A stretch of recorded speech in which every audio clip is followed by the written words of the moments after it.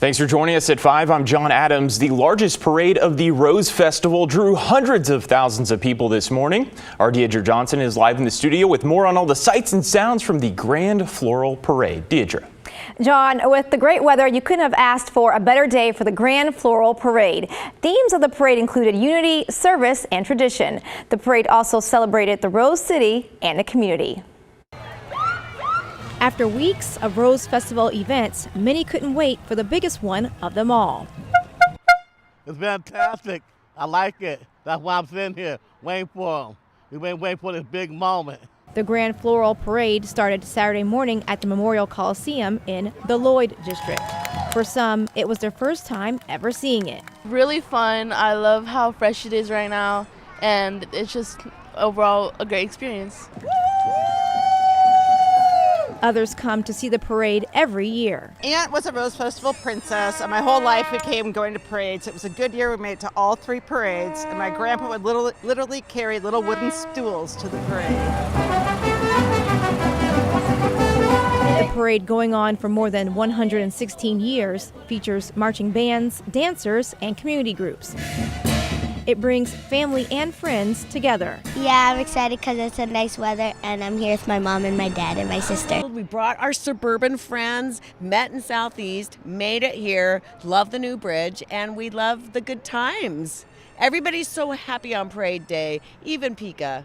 And the community to honor the Rose Festival traditions in the city of Portland. I love it on a nice sunny day. We have once every year and everything like that. It's wonderful. It's fantastic. Now, if you didn't get a chance to watch the parade this morning, you're in luck. You can actually catch a replay of the parade on our website at KGW.com. John? All right, Deidre, thank you.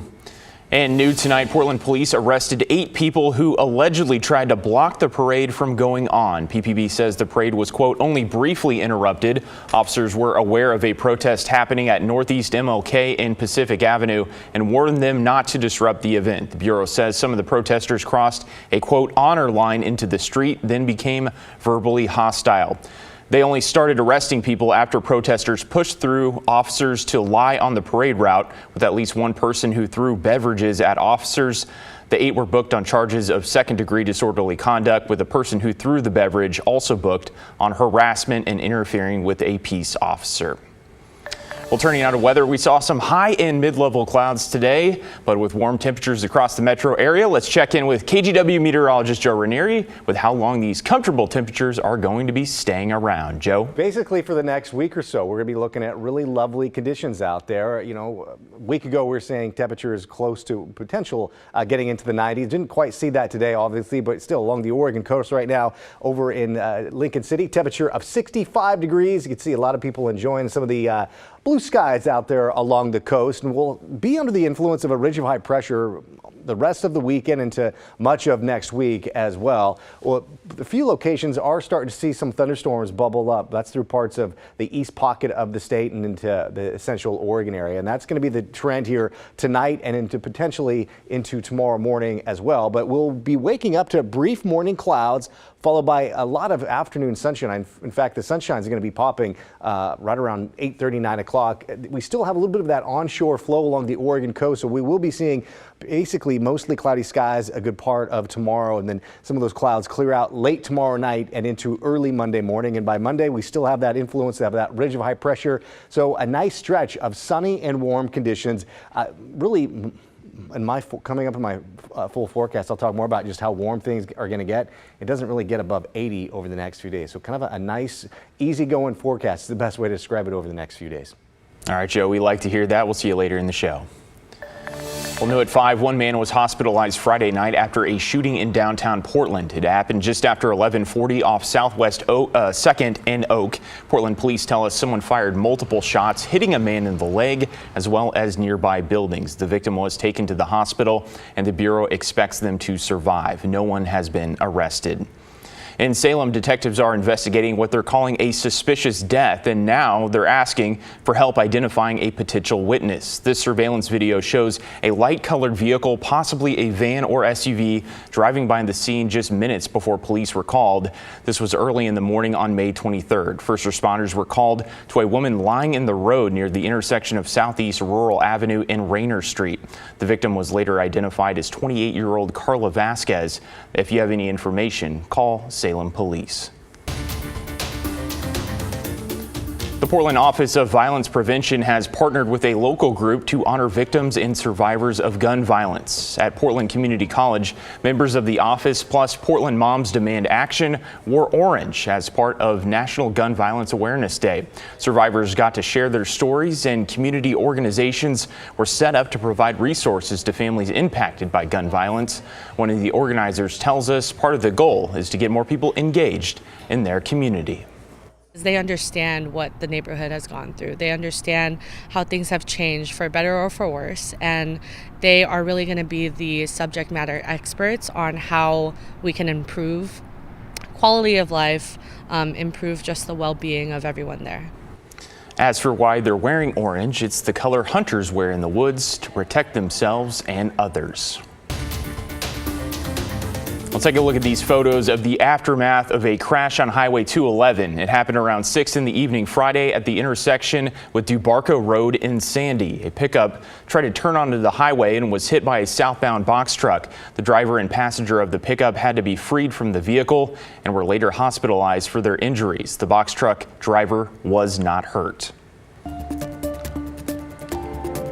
Thousands of Providence nurses are set to go on strike in just 10 days in what will likely be the largest nurses strike in Oregon history. This is set to impact 6 Providence hospitals, including Providence St. Vincent. Providence has already hired replacement staff for the 3 days union nurses will be on strike. Catherine Cook looks into how we got here and what this all could mean for patients. A strike is a very serious action. An action 3,000 Providence nurses are now planning to take. On Friday, the Oregon Nurses Association gave Providence their required 10-day strike notice. What we're fighting for is simple. We are fighting for our patients, and we are fighting for respect. On June 18th at 6 a.m., they'll walk off the job for 3 days at 6 hospitals: Providence St. Vincent, Newburgh, Willamette Falls, Hood River, Milwaukee, and Medford. If that happens, it would be the biggest nurses' strike in Oregon history. Going on strike is a last resort, but we will not accept a bad deal that simply allows Providence to continue with the dangerous and unsustainable status quo. Nurses are asking for more money, a better nurse-to-patient ratio, and better health benefits. They've been negotiating with Providence for more than 8 months to no avail. The sticking point? I think it's in totality. Jennifer Burrows is Providence chief executive. She believes the benefits and wages Providence nurses receive are competitive. Certainly saddened to receive a strike notice for our hospitals today.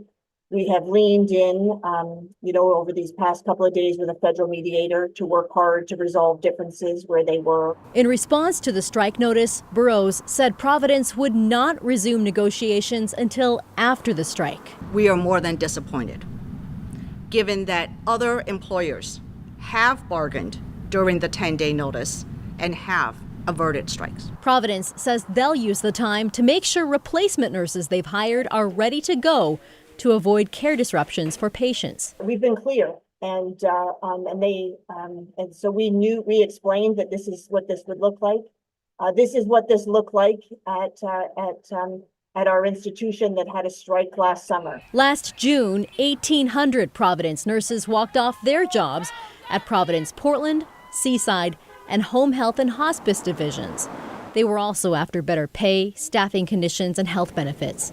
After the 5-day strike, negotiations resumed. The two sides reached a tentative agreement in August. It's unclear how long this round will take. My hope is that on the other side of this work stoppage, that we come back together and find a common ground in places that there's differences. That was our Catherine Cook reporting. Burrows says the message from Providence to the public is they're there for them. She says they don't want people to feel like they can't seek care if they have an emergency situation during the strike. And a traffic alert in downtown Portland. On Monday morning, crews will close the southeastbound vehicle lane of the Hawthorne Bridge. It's so they can make repairs. It will be closed from 6 to 11 in the morning.